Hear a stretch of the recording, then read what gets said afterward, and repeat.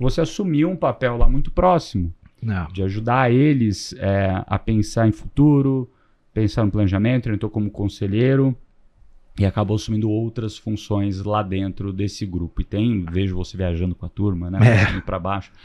Como você vê esse papel, e vamos falar aqui mais de sucessão familiar. Legal. Tá? Sobre as empresas que você já viu, essa empresa que você está próximo, não sei se estão fazendo sucessão, se não estão, se estão preparando a próxima geração.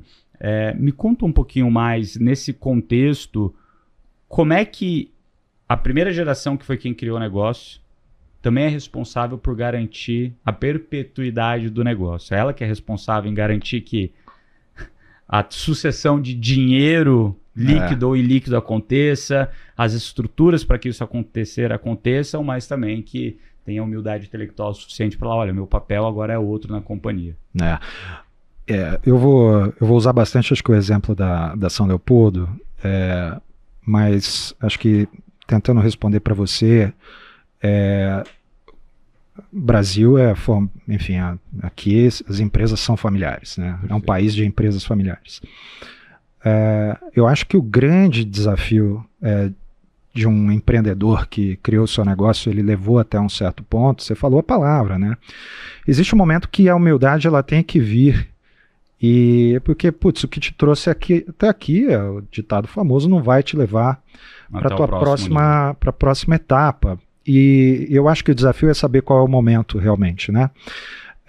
E criar esse terreno, né? Então, acho que começa por aí. Então, muitas dessas empresas não têm esse processo de governança que a gente falou ali no início do nosso papo. E às vezes fica muito difícil, porque a centralização das decisões fica na cabeça do dono, não existem processos formais para garantir que exista, né, essa tradução, vamos dizer, do que foi feito até o momento, que isso se perpetue, etc.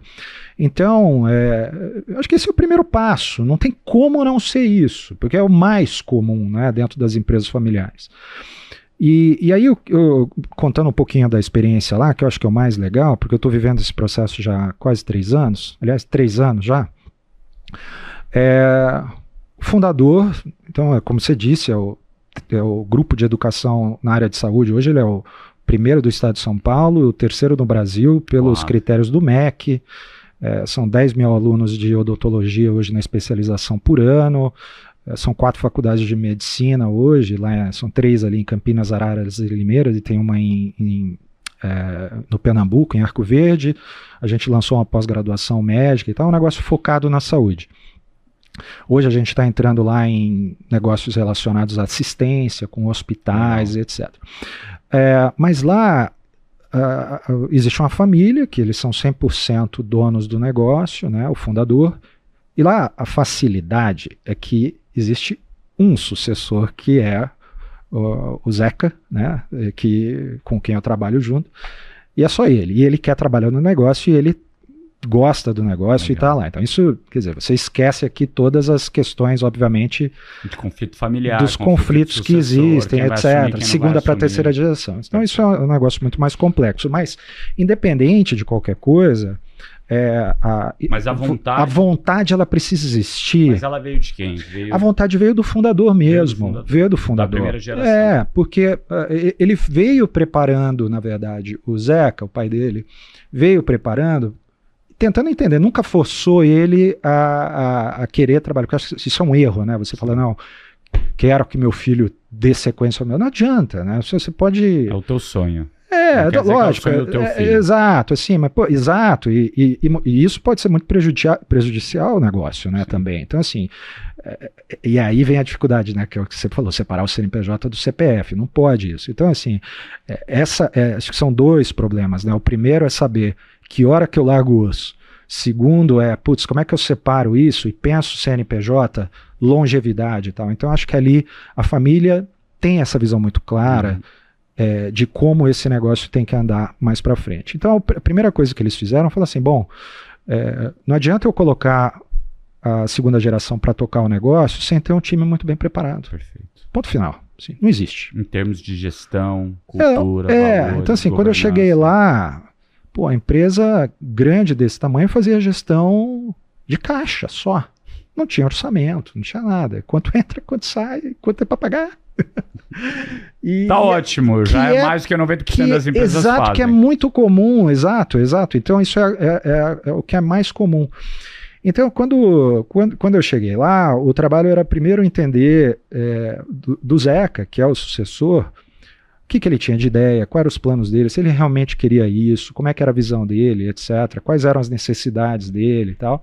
Entender da família também o que eles pretendiam e tal. Então a gente fez um alinhamento disso, e não foi por pouco tempo, foram alguns meses, para entender se o passo é esse, né? Perfeito. E aí, então, é a hora que o fundador falou assim, puxa, e também tem a hora que você quer, né? Falou assim, bom, agora eu quero curtir minha vida também, ele está com 72 anos e tal, quer aproveitar o que já fez, não vai largar o osso do negócio, porque sempre vai ser, né? Então o tempo o mais interessante é que nesse processo todo, então hoje, o que a gente fez lá? Todos esses rituais que eu falei de governança que eu falei ali no início, a gente implementou. A primeira coisa foi, precisamos fazer um orçamento, né?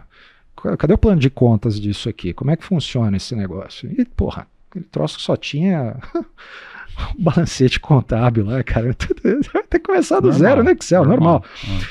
Então começou por aí, depois a gente começou com os primeiros rituais de governança que eram, vamos fazer as reuniões mensais de resultados, vamos pegar as primeiras métricas, né? Como é que tá a venda, como é que tá, engajamento do aluno, como é que tá, sei lá, dropout, coisas assim, para iniciar um processo de rituais de gestão, porque não existia nem assim, tinha uma reunião semanal com 30 pessoas na sala, entendeu? Isso é aquela coisa que...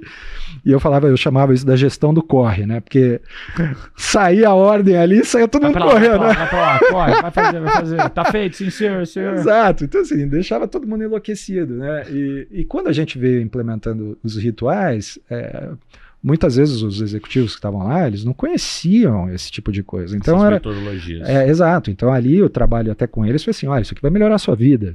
Então tem um trabalho não só com a família, mas também um trabalho de educação com a turma que está lá.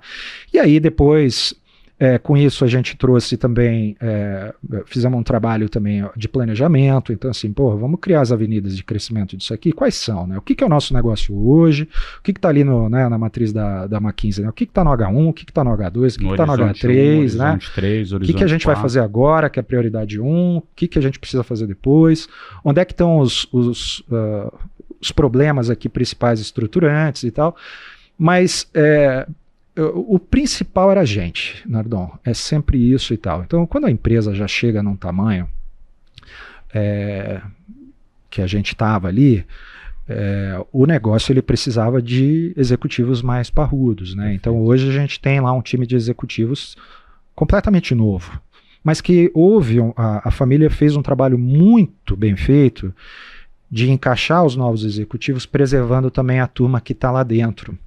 E porque senão, esse é um problema muito comum, né? Você resolve trazer alguém de fora, o cara vem de fora e pronto, né? Quer mudar faísca para todo lado e quer mudar tudo e tal. Então a gente teve um cuidado muito grande de saber escolher muito bem as pessoas, vender o projeto da forma correta e tal, e principalmente o alinhamento de valores. Perfeito. Isso é fundamental.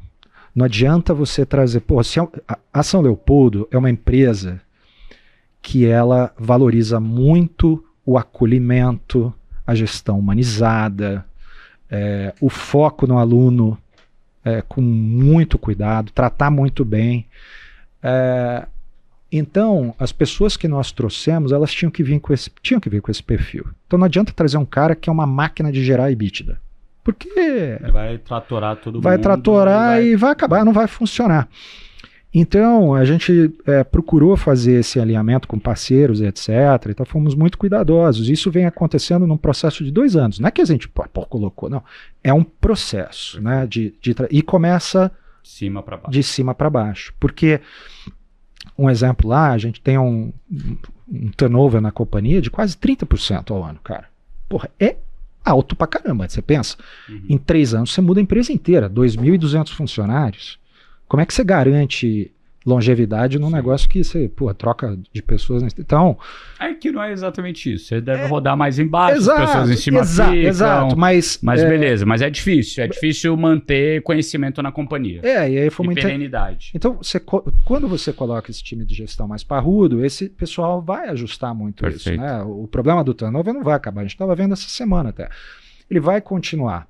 Mas o que é legal é o seguinte, essas pessoas que são os grandes líderes da companhia, junto com o trabalho que tem sido feito na área de gestão de pessoas, pô, hoje a gente, assim, as pessoas que não funcionam no modelo novo que está sendo estabelecido por essas pessoas vão começar a sair.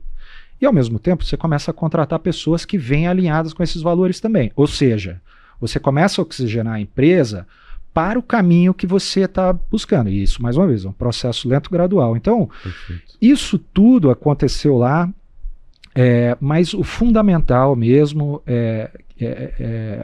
a família tomou essa decisão com muito cuidado, entendeu esse momento, entendeu também que a sucessão deveria acontecer, por acaso ali vai ser a segunda geração que vai assumir porque tem competência e também porque tem a vontade de fazer isso. Então é um processo que, de certa forma, é muito mais fácil do que na grande maioria dos casos. Na maioria dos casos. Mas o racional por trás é o mesmo.